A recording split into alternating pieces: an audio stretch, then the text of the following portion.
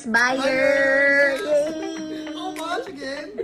Ikaw, te, nasan yung sa'yo, ti Heidi? Yay! Nakakuha ko na malaki. May chance, guys! May chance! Ano, guys? Right? Gusto niya Chanel? Ayaw niya ng Taylor Swift. Ang ganda! Christmas party. Oo, Chinese New Gosh, perfectly fit! Unisex mo yung mga items.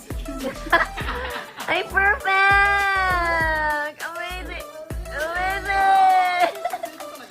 Akin yan! Tinaunan ng nagsukat at namili ang glam team ni Kim Chiu sa kanyang closet bazaar. Bagay na ikinatuwa ng marami. Hindi na rin ito ikinagulat ng fans dahil kilala si Kim na very close sa kanyang team at itinuturing na parang pamilya ang mga ito. Para sa ilan, natural lang daw na mauna ang glam team dahil sila ang araw-araw na kasama ni Kim sa trabaho at sa maraming mahahalagang moments ng kanyang career. Samantala, mas lalong umiinit ang kilig ng Kim Pao fans nang kumalat ang chismis na di umano'y nandun din si Paolo Avellino sa venue. Ayon sa ilang fans na nagbahagi online, nakita raw si Paolo na tumutulong magbuhat ng mga kahon at damit na ibebenta sa bazaar. Bagamat walang malinaw na larawan o kumpirmasyon, sapat na raw ang ganitong kwento para muling pasabikin ang supporters ng rumored couple.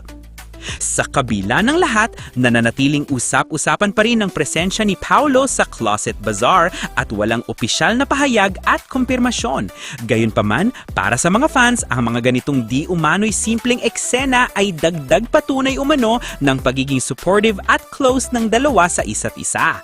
Totoo man o hindi, hindi maikakaila na patuloy pa ring nagbibigay kilig ang bawat balitang inuugnay kina Kim Chiu at Paolo Avellino.